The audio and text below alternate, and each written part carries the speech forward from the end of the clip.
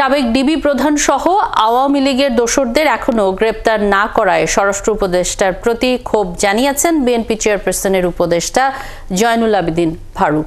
সকালে জাতীয় প্রেস ক্লাবের সামনে বেগম খালেদা জিয়া ও তারেক রহমানের বিরুদ্ধে করা ষড়যন্ত্রমূলক মামলা প্রত্যাহারের দাবিতে এক অবস্থান কর্মসূচিতে একথা বলেন তিনি। ফারুক বলেন, মাত্র 1 কোটি টাকার মিথ্যা দুর্নীতির মামলায় বিএনপি চেয়ারপারসন সহ দলের সিনিয়র নেতাদের জেলে পাঠানো হয়েছে, কিন্তু হাজার হাজার কোটি টাকা পাচারকারী ও মানুষ হত্যাকারী সালমান এফ রহমান সহ গ্রেপ্তারকৃত আওয়ামী নেতাদের জন্য বিশেষ ব্যবস্থা রাখা হয়েছে।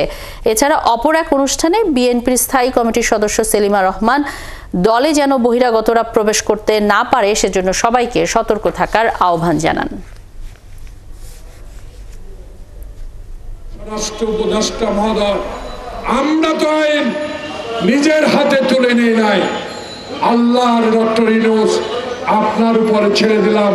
আমাদেরকে একটু দেখান শেখ হাসিনাকে এনে, আমাকে একটু দেখান, আমাদেরকে দেখান যে হারুন আমার একটি কিডনি অচল করে দিয়েছে, তাকে গ্রেফতার করে। আপনারা সাবধান, নতুন এখন কাউকে দলে ঢুকাবেন না এই কারণে, তার পরিচয় না জেনে। কারণ আমরা আওয়ামী লীগের এরা এখন ঢুকার চেষ্টা করবে, বিভিন্ন জায়গায় তারা ঢুকছে।